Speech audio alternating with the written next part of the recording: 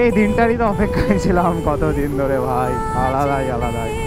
ও আমরা এন্টার করতে চলেছি এখন রায়গঞ্জ বাইপাস।